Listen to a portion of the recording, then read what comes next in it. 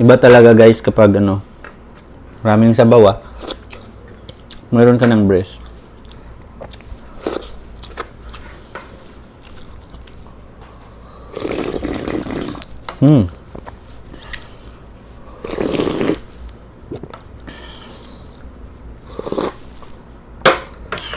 Mayroong nagsabi sa akin, bakit kailangan mo pang i-record sa video yung pagkain mo? Actually, bawat isa sa atin merong iba't ibang opinion tungkol dyan. Sa akin, iba din. Maybe, meron tayong iba't ibang reasons. May mga purpose. So, depende po sa paniniwala ninyo. Ako, I'm not recording this video not to boast. But sometimes, to inspire, to encourage. Na kung saan, kung meron tayong mga kahinaan sa buhay, dapat confident ka. Una po,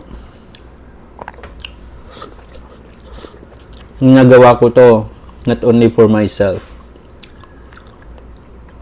Meron din ako mga pamilya na tinutulungan.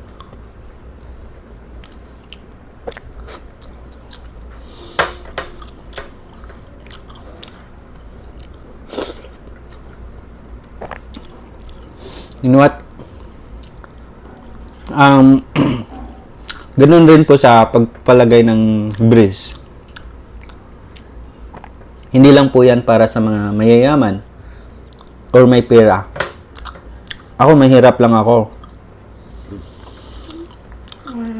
Pero, meron akong pangarap sa buhay. Dapat, meron ding reward ang sarili mo. Sa pagpapalagay ng breast, parang nirewardan mo rin yung sarili mo. Gift yan ng Panginoon Binigay yan ng Panginoon sa'yo. Ang katawan mo, tsura mo. Sabi nila, be content. Yes po, be content. Tama naman po. Huwag ka namang sumubra doon sa pangangailangan mo. Ito, pangangailangan ito needs. Kasi kung sumubra ka na sa pangangailangan mo, yun, lumampas ka na sa mga bagay na hanggang dyan. So, pinahiram ito ng Diyos yung katawan mo. So, alagaan mo. Alagaan mo yung katawan mo.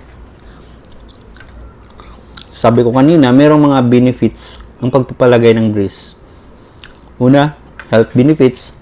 Pangalawa, to have a confident sarili mo. Yun. Wala na pong iba. You are free to smile. Minsan nahiya ako mag-smile dahil dito. Ngipin ko. Wala na pala akong kanin, guys. Sarap talagang Bisayang manok.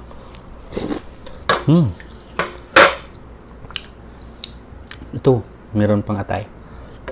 Dahil andito yung baby ko. Ayan. Andito siya sa tabi ko.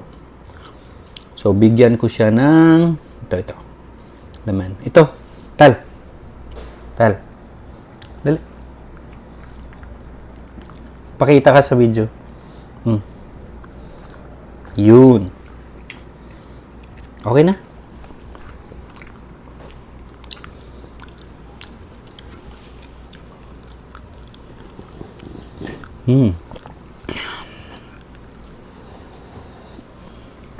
Sarap talaga.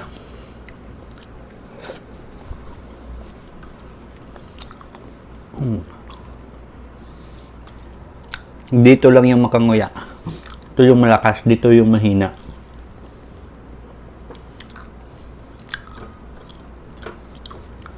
So, sa mga interested dyan ng magpalagay ng breeze, pumunta na kayo sa pinakamalapit nyo na dental clinics.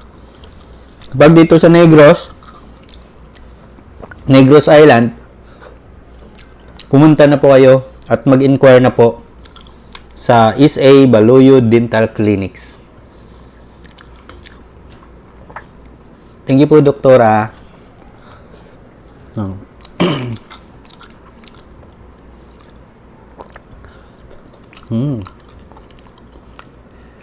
Harap talaga.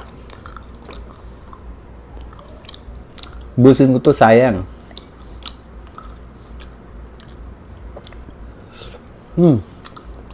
Medyo, hindi siya matigas.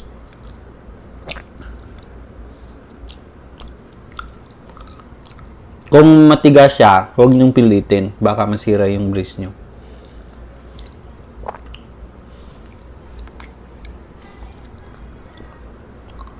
So, mamaya, malapit na pala, isang buwan, babalik ako sa, SA Baluyo, para i-adjust naman nila itong breeze ko. Update ko po yan.